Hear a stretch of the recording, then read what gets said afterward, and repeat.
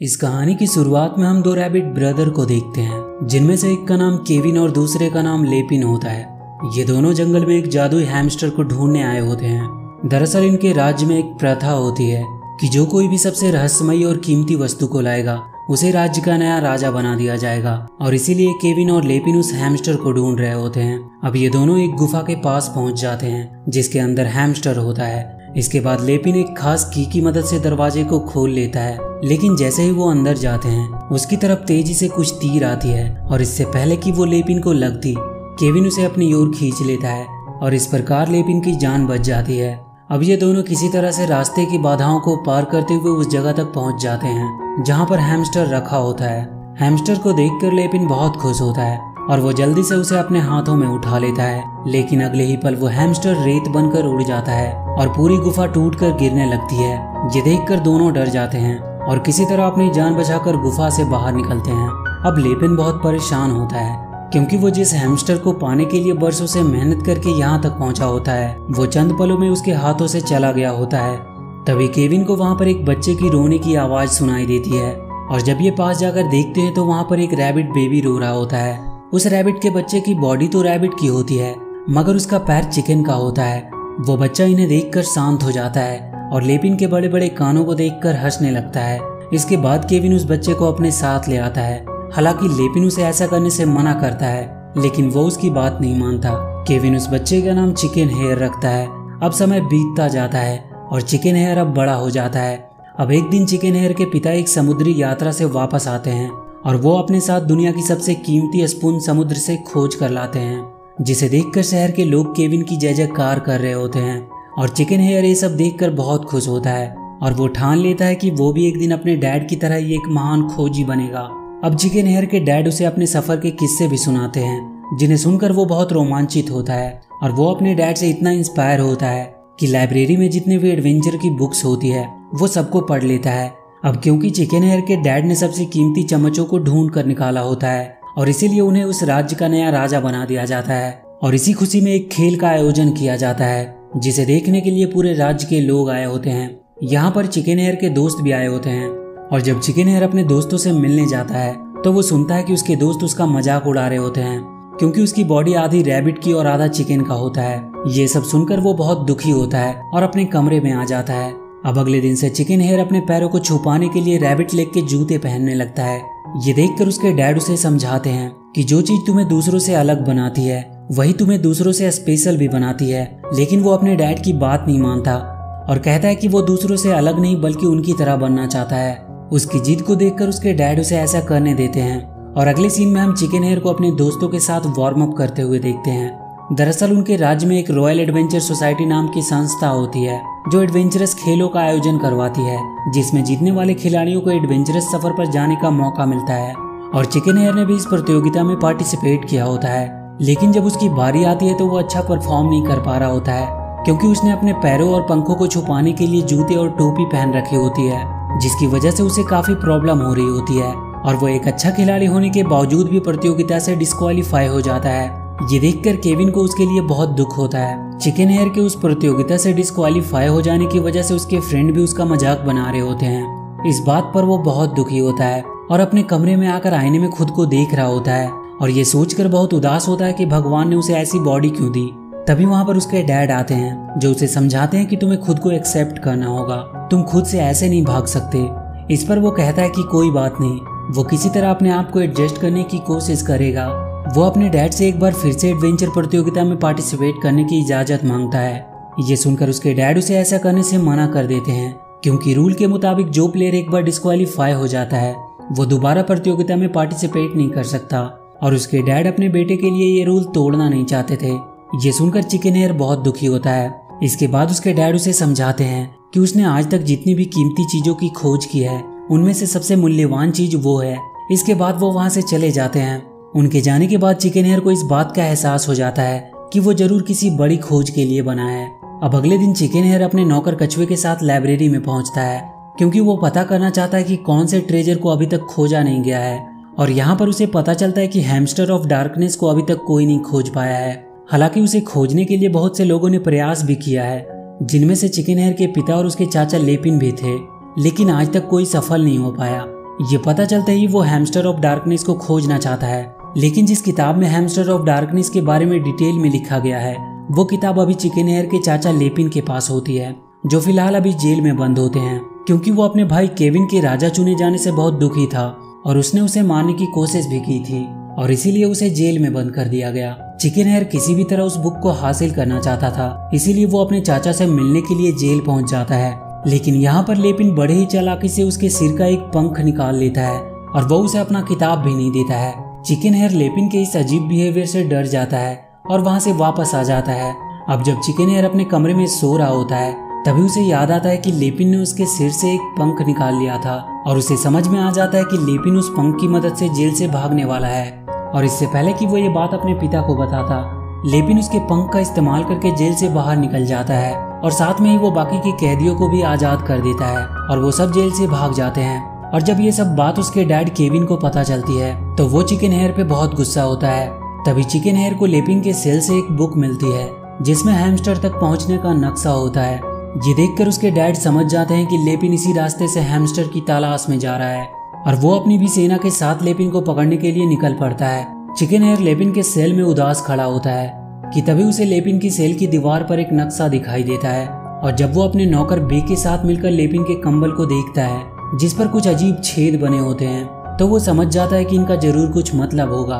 और जब वो लेपिन के कंबल को खिड़की के पास लगाता है और कंबल के छेद में से आ रही रोशनी की जगह हैमस्टर की किताब को रखता है तो देखते ही देखते किताब के अंदर से गुलाबी रोशनी निकलती है जो नक्शे पर एक जगह को इंडिकेट करती है। और इस प्रकार चिकन हेयर को पता चल जाता है कि हैमस्टर ऑफ डार्कनेस कहाँ पर है और उसे ये भी पता चल जाता है कि नक्शे में जो रास्ता बताया गया है वो गलत है। लेकिन इससे पहले कि वो अपने डैड को इस बारे में बताता, वो अपने शिप पे सवार होकर वहां से निकल चुके होते हैं। अब चिकन हेयर किसी भी तरह हैमस्टर ऑफ डार्कनेस को लेपिन से पहले हासिल करना चाहता है ताकि लेपिन उसका इस्तेमाल बुराइयां फैलाने के लिए ना कर सके और इसीलिए वो अपने नौकर बे के साथ हैमस्टर की तलाश में निकल पड़ता है। दूसरी तरफ हम लेपिन को देखते हैं जो अपने साथियों के साथ हैमस्टर की तलाश में निकल चुका होता है कि तभी उसके पास उसकी जासूस सूजी आती है जो उसे बताती है कि चिकन हेयर भी अपने नौकर बे के साथ उसके पीछे आ रहा है। ये सुनकर लेपिन बोलता है कि तुम चिंता मत करो, वो एक छोटा बच्चा है, वो ज्यादा देर तक उनका पीछा नहीं कर पाएगा और रास्ते में ही मारा जाएगा।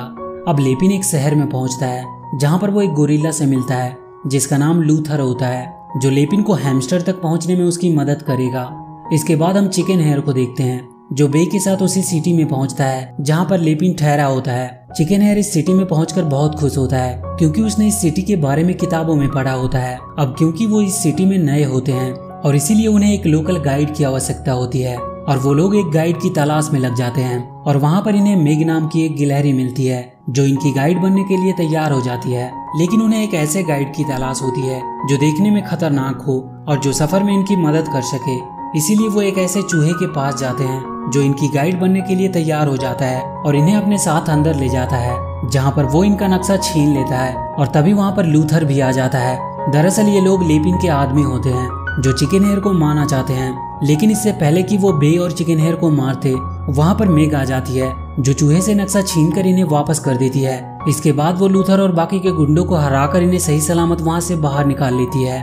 उसकी बहादुरी को देखकर चिकन हेयर तुरंत उसे अपना गाइड बनाने के लिए तैयार हो जाता है। अब ये लोग अपने सफर पर निकल पड़ते हैं और खतरों से भरे रेगिस्तान को पार करते हुए आगे बढ़ रहे होते हैं। वैसे ये रेगिस्तानी इलाका बहुत ही खतरनाक होता है जहाँ पर इनकी जान भी जा सकती थी। लेकिन मेग यहाँ की लोकल सिविलियन होती है जिसे रेगिस्तानी खतरों के बारे में अच्छे से पता होता है और इसीलिए इन्हें ज्यादा दिक्कत नहीं होती है। दूसरी तरफ हम लेपिन को देखते हैं जो अपने साथियों के साथ एक पुल से आगे बढ़ रहा होता है।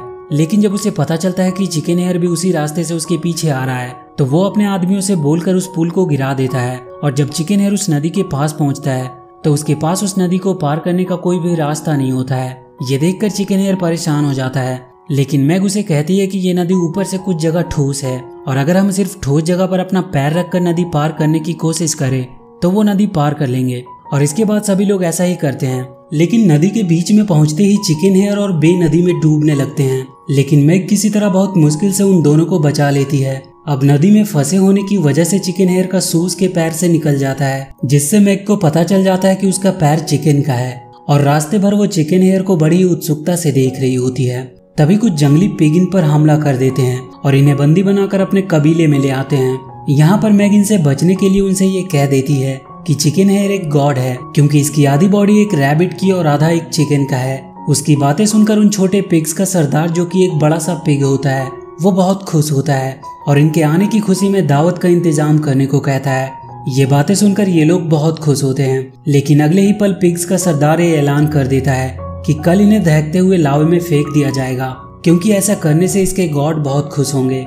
इसके बाद इन सबको खाना खिलाकर एक पिंजरे में कैद कर दिया जाता है और इस समय सभी लोग बहुत डरे हुए होते हैं। यहाँ पर मेग चिकन हेयर को उदास देखकर उसे अपनी लाइफ की स्टोरी सुनाती है कि किस प्रकार जब वो छोटी थी तो उस पर कोई भी ध्यान नहीं देता था और उसका कोई फ्रेंड भी नहीं था। अपने अकेलेपन को खत्म करने के लिए उसने योगा और मार्शल आर्ट भी सीखा, लेकिन इसका कोई भी फायदा नहीं हुआ और इसके बाद उसने अकेले ही खुश रहना सीख लिया। मेग की बातें सुनकर चिकन हेयर को एहसास हो जाता है कि वो चाहे जैसा भी है बेस्ट है। अब ये लोग किसी तरह चिकन हेयर के पंख का इस्तेमाल करके कैद से आजाद हो जाते हैं और जब चिकन हेयर सो रहे पिगी बॉस से अपनी कैप लेने के लिए जाता है तो चिकन हेयर की गलती से सभी पिग जाग जाते हैं और वो इन्हें पकड़ने के लिए आगे बढ़ने लगते हैं और ये लोग वहाँ से जान बचाकर भागने लगते हैं और किसी तरह ये लोग अपनी जान बचाकर वहाँ से भागने में कामयाब रहते हैं और वो सब एक गहरी खाई में आकर गिर जाते हैं जहाँ पर वो पिगी नहीं आ सकते थे। यहाँ से इन्हें वो पहाड़ी दिखाई दे रही थी जहाँ पर इन सबको जाना था। उस पहाड़ी को देखकर ये लोग बहुत खुश होते हैं और अपने आगे के सफर पर निकल पड़ते हैं। दूसरी तरफ हम लेपिन को देखते हैं, जो अपने साथियों के साथ पहले से ही आधी पहाड़ी की चढ़ाई कर चुका होता है और जब उसे पता चलता है कि चिकन हेयर भी बहुत जल्द यहाँ तक पहुँचने वाला है तो वो अपने दूरबीन से चिकन हेयर और उसके साथियों को देख लेता है, जो मेग और बे के साथ ऊपर चढ़ने की कोशिश कर रहे होते हैं। लेकिन चिकन हेयर को यहाँ पर देखकर बहुत गुस्सा होता है और वो उसे मारने के लिए पहाड़ी पर बम ब्लास्ट करवा देता है ताकि वो सब बर्फ गिरने से दबकर मर जाए, लेकिन वो गलती से बम ब्लास्ट अपनी ही तरफ कर लेता है जिससे वो खुद बर्फ में दब जाता है। चिकन हेयर जब लेपिन को बर्फ में दबा देखता है तो उसे बहुत दुख होता है, लेकिन वो कुछ कर भी नहीं सकता था और इसीलिए वो सब आगे बढ़ जाते हैं। अब ये लोग पहाड़ी की चोटी पर पहुंच चुके थे जहां पर इन्हें एक दरवाजा मिलता है और ये दरवाजे से होकर आगे बढ़ जाते हैं। हैमस्टर ऑफ डार्कनेस तक पहुंचने से पहले इन्हें 3 चुनौतियों से होकर गुजरना होता है। सबसे पहले ये लोग डरावने रास्ते से होते हुए एक तहखाने की तरह दिखने वाले कमरे में पहुंच जाते हैं, जो इनकी पहली चुनौती होती है। लेकिन यहाँ पर सब कुछ नॉर्मल होता है और इन्हें समझ में नहीं आ रहा होता है कि ये कैसी चुनौती है। लेकिन अगले ही पल तहखाने की दीवारों से नुकीले कील निकल आती है और तहखाने की दोनों तरफ की दीवारें आपस में मिलने लगती है, जिनके बीच में ये दबने वाले होते हैं। लेकिन समय रहते ही चिकन हेयर एक खास सिंबल को प्रेस करता है जिससे दीवारें रुक जाती है और इनकी जान बच जाती है। इसके बाद ये लोग और आगे बढ़ते हैं और अब बारी होती है दूसरी चुनौती की। अब ये लोग बड़ी बड़ी मूर्तियों के पास से होकर गुजर रहे होते हैं कि तभी एक बड़ी सी गोल चीज इनके पीछे आने लगती है, जिनके नीचे दबने से इनकी मौत भी हो सकती थी। लेकिन तभी चिकन हेयर एक हैमस्टर की मूर्ति के पास आकर रुक जाता है, क्योंकि उसके हिसाब से इन्हें दूसरी चुनौती के दौरान यही मूर्ति बचा सकती थी। चिकन हेयर को रुका देखकर मेग और बे भी चिकन हेयर के पास आ जाते हैं और जब वो बड़ी सी चीज लुढ़कते हुए इनके पास आती है तो वो इनको कुछ किए बिना ही आगे निकल जाती है। ये देखकर ये लोग बहुत खुश होते हैं। अब ये लोग और आगे बढ़ जाते हैं और एक बड़े से हैमस्टर की मूर्ति के पास पहुंच जाते हैं। यहाँ पर चिकन हेयर वैसा ही करता है जैसा कि वो मूर्ति कर रही होती है और इस प्रकार इनके सामने एक दरवाजा खुल जाता है और जब ये लोग अंदर जाते हैं तो ये देखते हैं कि वहाँ पर हैमस्टर ऑफ डार्कनेस होता है और वो हैमस्टर ऑफ डार्कनेस को हासिल कर लेता है। तभी वहाँ पर लेपिन आ जाता है, जो चिकन हेयर के सभी दोस्तों को कैद कर लेता है और वो चिकन हेयर के दोस्तों को छोड़ने के बदले उससे हैमस्टर की मांग करता है। दरअसल बर्फ गिरने की वजह से लेपिन मरा नहीं था, बल्कि ये उसकी चाल थी ताकि चिकन हेयर अपनी जान पर खेलकर वो तीनों चुनौतियों को पार कर ले, जिसके बाद वो बड़ी ही आसानी से चिकन हेयर से हैमस्टर हासिल कर सकता है। चिकन हेयर अपने दोस्तों की जान बचाने के लिए मजबूरी में लेपिन को वो हैमस्टर दे देता है। हैमस्टर हासिल करने के बाद लेपिन देखते ही देखते हैमस्टर में ढेर सारे जादुई हैमस्टर को कैद कर लेता है और इसके बाद वो चिकन हेयर और उसके दोस्तों को गहरी खाई में फेंककर वहां से निकल जाता है। दूसरी तरफ हम केविन को देखते हैं, जो अब लेपिन के ना मिलने से वापस आ चुका था और जब उसे चिकन हेयर का लेटर मिलता है और उसे पता चलता है कि chicken hare hamster of darkness की तलाश में गया है तो वो चिकन हेयर के लिए चिंतित हो जाता है। दूसरी तरफ हम चिकन हेयर को देखते हैं, जो पूरी घटना का जिम्मेदार खुद को मान रहा होता है। लेकिन मैग उसे समझाती है और कहती है कि तुम अपने आप को दोष मत दो, अगर तुम नहीं होते तो लेपिन कभी भी हैमस्टर को हासिल नहीं कर पाता। मैग की बातें सुनकर चिकन हेयर को समझ में आ जाता है कि वो वाकई में स्पेशल है और वो उस चट्टान से गहरी खाई में कूद जाता है और अगले ही पल उसके बड़े बड़े कान पंख में बदल जाते हैं और वो उड़ते हुए अपने दोस्तों को वहां से बाहर निकाल लेता है। इसके बाद ये लोग उस गुफा से बाहर आ जाते हैं, पर इनके सामने समस्या यह होती है कि वो जल्दी से जल्दी नीचे कैसे पहुंचे। यहाँ पर बे उसे बताता है कि वो बिना खोल के पैदा हुआ था और जो खोल इस समय उसके पास है वो उसके अंकल का है। ये देखकर सभी हैरान हो जाते हैं क्योंकि इतने दिनों से बे ने ये बातें सबसे छुपा कर रखी थी। अब सभी लोग बे के खोल में बैठकर तेजी से नीचे उतरने लगते हैं। दूसरी तरफ हम केविन को देखते हैं जो लेपिन से लड़ने की रणनीति बना रहा होता है। तभी उसे पता चलता है कि लेपिन वहां आ चुका है और इसके बाद केविन लेपिन के पास आ जाता है और उससे चिकन हेयर के बारे में पूछता है। इस पर लेपिन बोलता है कि मैंने उसे गहरी खाई में फेंक दिया है, अब वो कभी वापस नहीं आ सकता। ये सुनकर केविन को बहुत गुस्सा आता है और वो लेपिन को मारने की कोशिश करता है, लेकिन लेपिन जादुई हैमस्टर की मदद से केविन को कैद कर लेता है और पूरे राज्य पर अपना कब्जा कर लेता है। अब जब चिकन हेयर अपने राज्य वापस आता है तो वो देखता है कि पूरी तरफ लेपिन का कब्जा है। इसके बाद वो अपने दोस्तों के साथ उस जगह पर पहुंचता है जहां पर लेपिन ने केविन को कैद कर रखा होता है और इसके बाद वो बड़े ही चालाकी से किसी तरह लेपिन से उसका हैमस्टर स्टिक हासिल कर लेता है और सारे हैमस्टर को उस छड़ी में समा जाने को कहता है, लेकिन उसकी बातों का हैमस्टर पर कोई असर नहीं होता है। ये देखकर वो वहां से भागकर उस जगह पर आता है जहां पर एडवेंचर खेलों का आयोजन किया जाता है और वो गहरी खाई से हैमस्टर को फेंककर नष्ट करना चाहता है, लेकिन तभी वहां पर सारे हैमस्टर एक बड़े से मॉन्स्टर में बदलकर वहां पर आते हैं और लेपिन उन्हें चिकन हेयर पर हमला करने का आदेश देता है। अब चिकन हेयर किसी तरह से उस विशालकाय हैमस्टर से बच रहा होता है।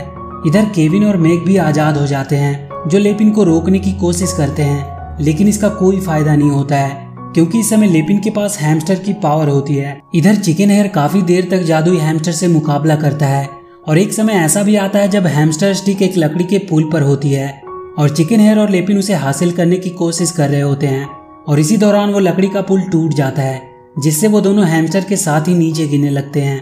लेकिन इससे पहले कि लेपिन गहरी खाई में गिरता, चिकन हेयर उसे पकड़ लेता है, लेकिन लेपिन धोखे से चिकन हेयर को गहरी खाई में गिरा देता है। ये देखकर सभी बुरी तरह से डर जाते हैं। अब लेपिन जिस सीढ़ी से होकर ऊपर चढ़ रहा होता है वो आग लगने की वजह से टूट जाती है और लेपिन भी चिकन हेयर के साथ गहरी खाई में नीचे गिरने लगता है। अब हैमस्टर स्टिक के टूटने की वजह से खाई में तेज हरी रोशनी होने लगती है और सारे छोटे हैमस्टर गायब हो जाते हैं। चिकन हेयर तो अपने बड़े बड़े कानों का पंख की तरह इस्तेमाल करके खाई से बाहर आ जाता है, लेकिन लेपिन खाई में गिरने की वजह से मारा जाता है। चिकन हेयर को उड़ता देखकर सब बहुत खुश हो रहे थे और चिकन हेयर के डैड उसे इस बात के लिए बधाई देते हैं कि उसने अब अपने आप को एक्सेप्ट कर लिया है।